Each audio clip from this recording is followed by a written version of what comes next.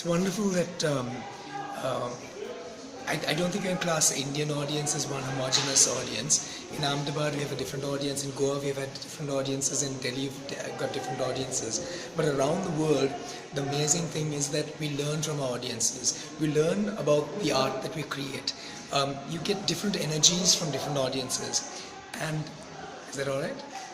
We get different energies from different audiences. And that is always added into the production. And we as artists exist because of an audience. An actor without an audience is a madman. The wonderful thing about Indian audiences is that because culture is so vast and so rich in India, that especially in the regions, they're more open to different forms of theatre. And in the Bharat Rang, it's a celebration of those aspects. What we have to be careful of sometimes is to break out of the elitist or scholarly paradigm, but to take the work sometimes as a piece of work, as a piece of art. And that's what we do as artists also, is that we expose ourselves to being judged. And that is part of any form of art. Lowbrow. Okay, I'll answer that question. I'll answer. Many people believe that comedy is lowbrow, low art, and verse theatre is high art. But I think that they exist and have always existed from the Greek paradigm, from the Greek theatre right down to Shakespeare for a reason. We as people, as human beings, we need all aspects in our lives. And I think at the time these productions come out, the comedies, the tragedies, it says a great deal about the time in which it came out. Whether there's a war, whether people need to escape, whether people need a reason to laugh, or whether people need a time to be introspective, or whether people need a time to be satirical and fight back. I think comedy comes out at a time when there is more need for escape, and at the same time also for need to celebrate the pleasures in life. A play like Piramas and Thisbe, if you take the kind of comedy as purely farcical, you'd actually be doing yourself a disservice if you take it as something negative. You have to remember that farcical comedy is in itself a genre, but it is also a celebration of the physical slapstick comedy, as well as the vocal techniques and the ability of the character, the clown, or the stock characters from the masked characters of the Commedia dell'arte to elicit an instant response from an audience. You cannot do that, an instant audible response you cannot get from an audience for tragedy unless they're going to start crying loud as ever. But a laugh is very instant.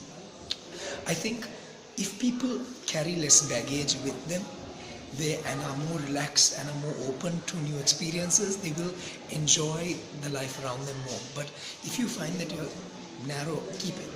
you're maintaining yourselves within narrow a frame of mind, you'll probably not enjoy certain things, and you'll probably see negativity even in the most beautiful or comic thing. So I think what you have to do is to laugh at yourself, to laugh at life also. It is a coping mechanism to get you through the harshest things that life can throw at you. Something about the class difference, because that is inherently there in Shakespeare's original.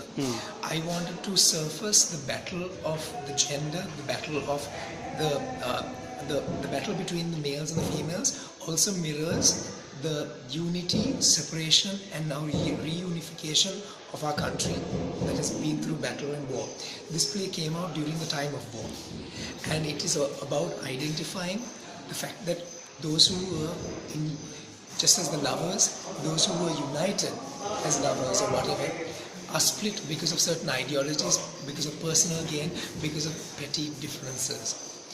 And also the fact that it was about the emasculation and identification of the gender stereotypes, not stereotypes, gender division that Oberon and Titania in those armies face.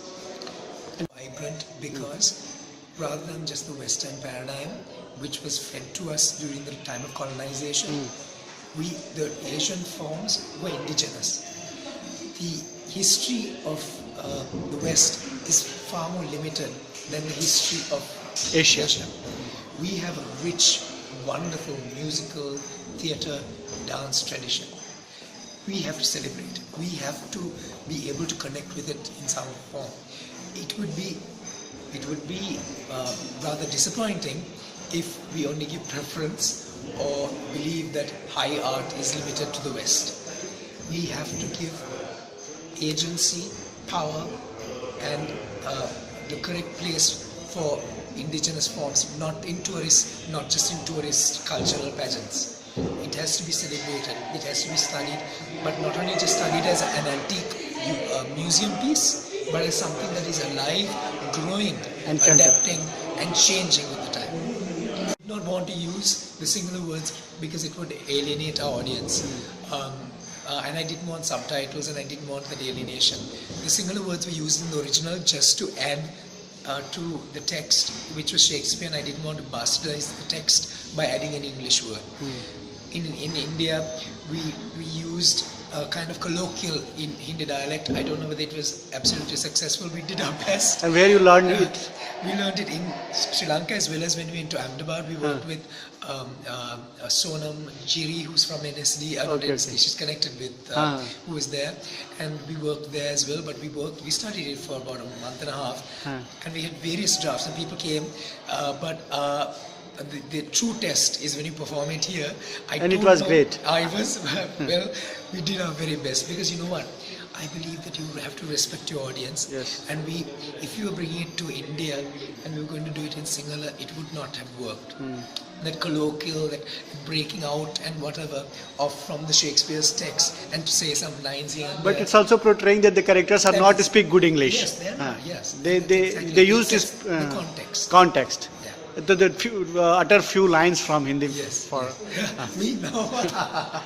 bottom dialogues. Namaste.